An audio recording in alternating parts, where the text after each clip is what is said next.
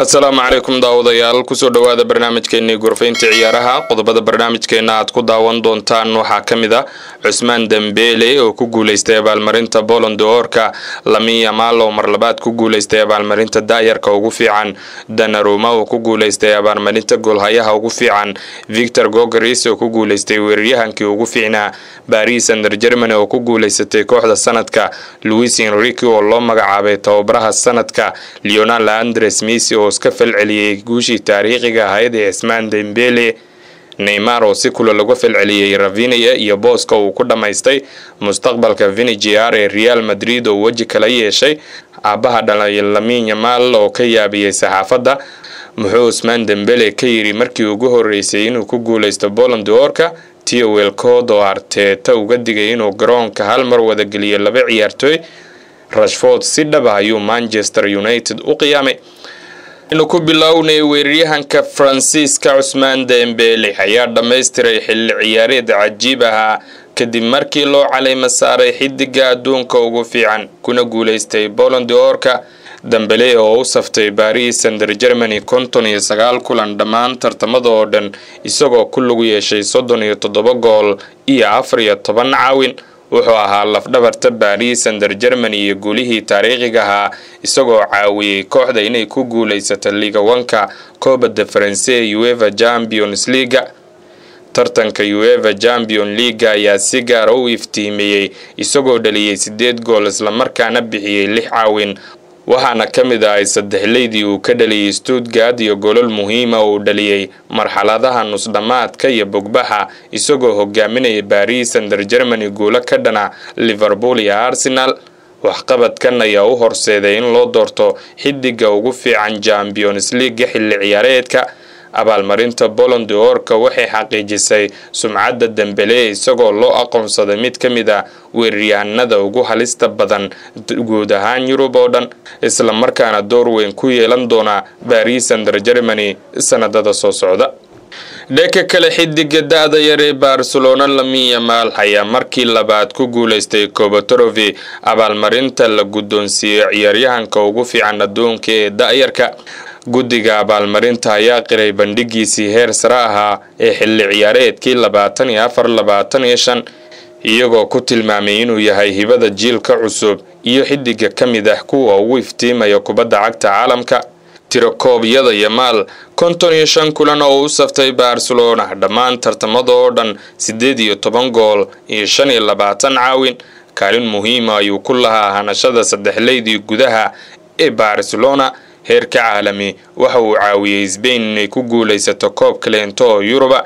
waxa uu kamid ahaa boqolkiiba hal ciyaartoyda ugu sarreysa ee la liigaha goolal ama caawin celcelis ahaan ever dhibic 69 saameyn toosa 90 daqiiqo isagoo tirakoobayo xitaa ka saramaraya kuwa goolasha rigoorayaasha marka laga saaro guushan ayaa loo arkaa mid sii xoojinaysa dhaxalka Barcelona ee soo saarista xidigaha waaweyn iyadoo Yamal loo saadaalinayo mustaqbal heer caalami ah inuu helayo goolhayaha Talyaaniga Gianluigi Donnarumma ayaa ku guuleystay Yashin Trophy sanada 2025 abaalmarintan ayaa la guddoonsiiyay goolhayaha ugu fiican sanadka xafladda Ballon d'Or-ka ee Paris Donnarumma wuxuu door weyn ka ciyaaray guushii taariikhiga ahayd ee tribalka Paris Saint-Germain ay qaadatay ka hor intaan u wareegin Manchester City kaalinta hogaamineed iyo kalsoonida joogtada uu ku bixiyay goolka Paris Saint-Germain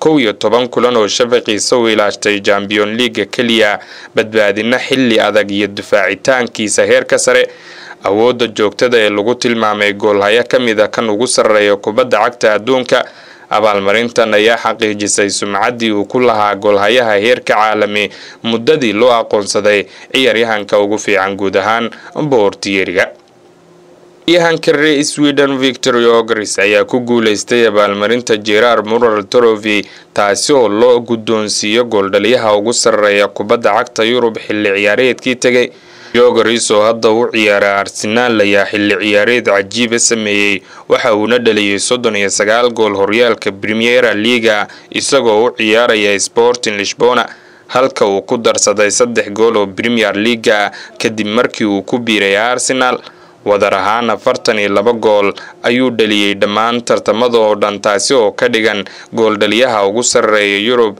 isagoo ka sare maray xidigaha waaweyn sida Kylian Mbappe, Erling Haaland.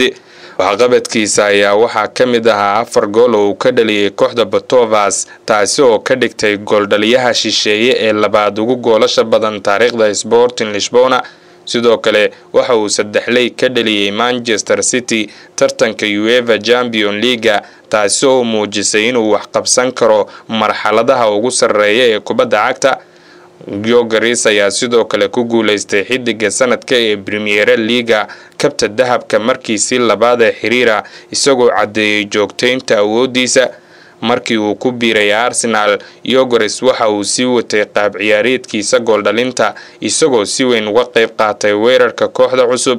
guulihii xilli ciyaareedka ayaa sumcad u soo jiiday, waxa uuna ka mid noqday mid ka mid ah weeraryahanada wax ku oolka kale Yurub oo dhan.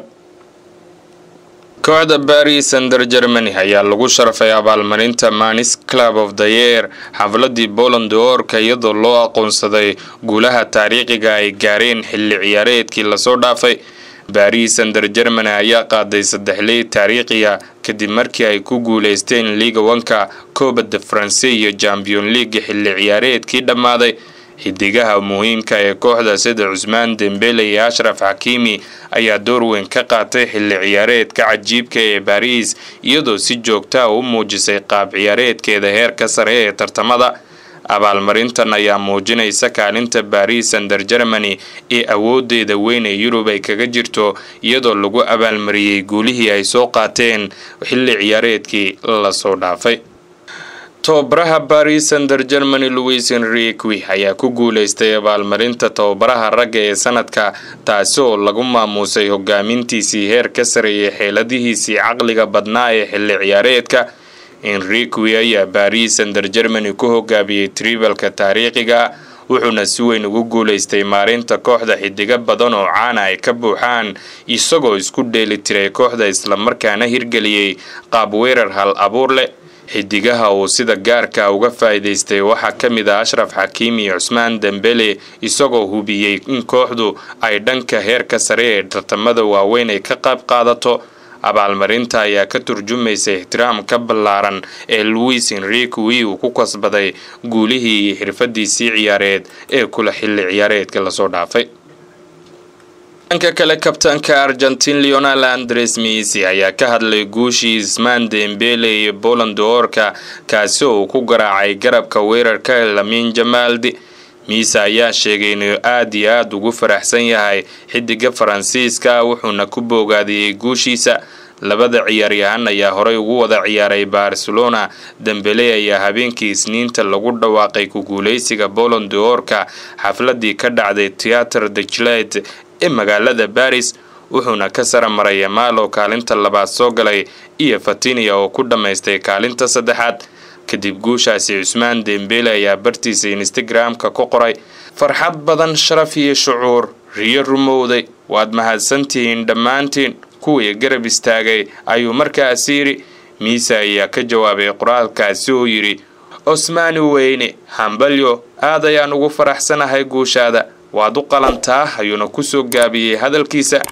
weeraryahanka Santos Neymar ayaa si aad u dhaliilay qabanqaabiyaasha Ballon d'Or kadib markii garabka Barcelona Rafinha uu ku dhameystay kaalinta 5aad ee Ballon d'Or sanada.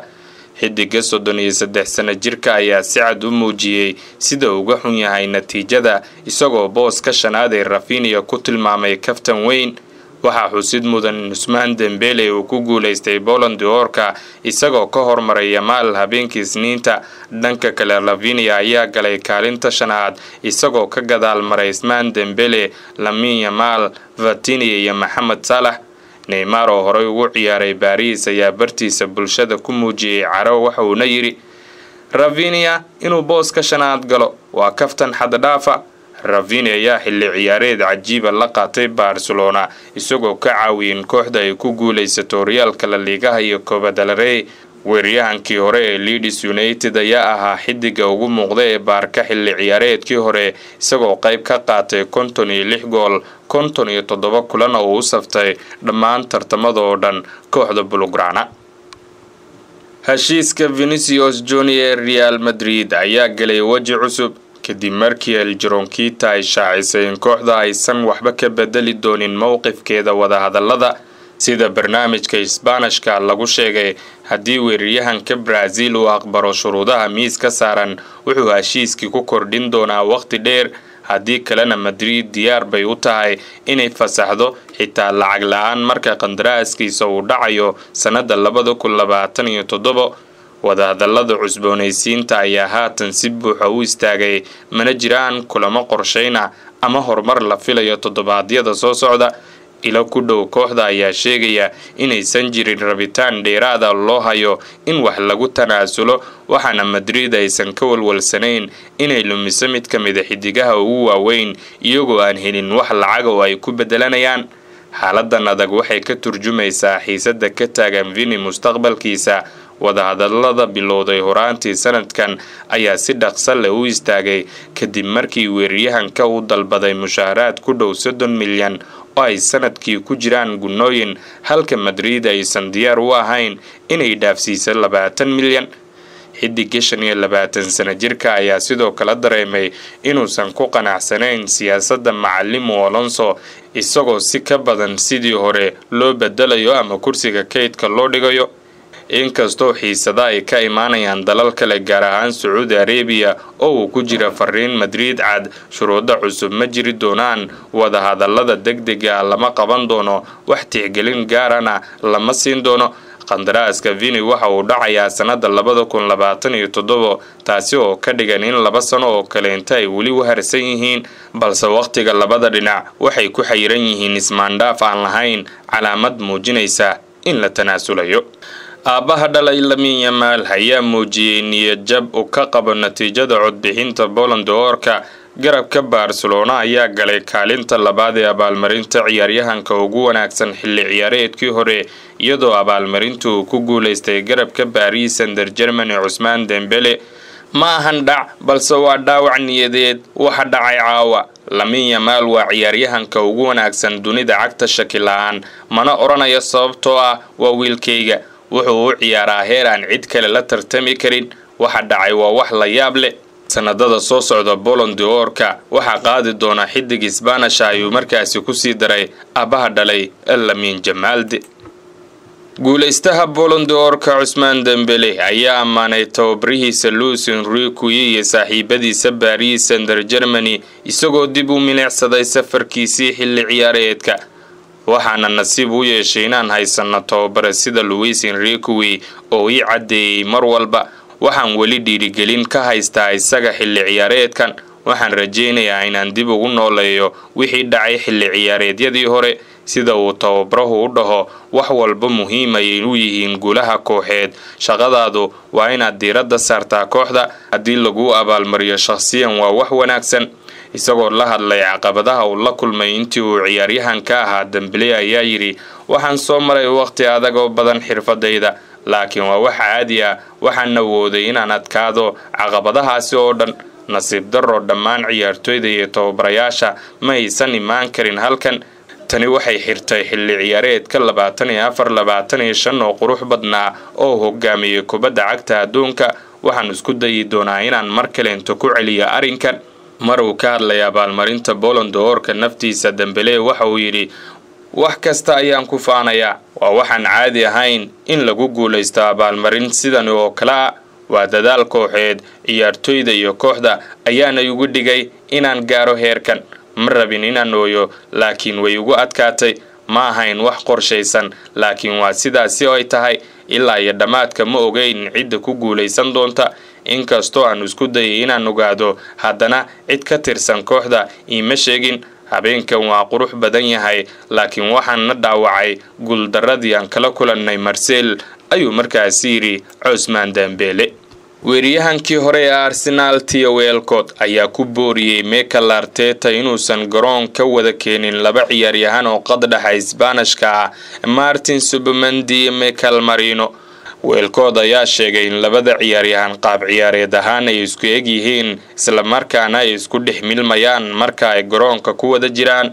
hadalkan ayuu sheegay kadib barbarihii hal iyo halka ee Arsenal la gashay Manchester City oo ay horyaalka Premier League wada ciyaareen toddobaadkan. Marino ma ahan ciyaaryahan tobana, waxaan jeclaan lahaa in la arko qof sida Iberjir Eze oo ka horeeya hal abuuri kara. Waxaan hayaa ciyaartooy ay isku eg yihiin kuwa badan oo isku lugta bidix ay ku wada jiraan. Marino iyo Subimendi labaduba waa kuwa isku qaaba, mararka qaarkoodna way isku dhex milmayaan. Ani ahaan dheelitirnaanta saxda ah ma ahayn in labadoodu ay wada ciyaaraan.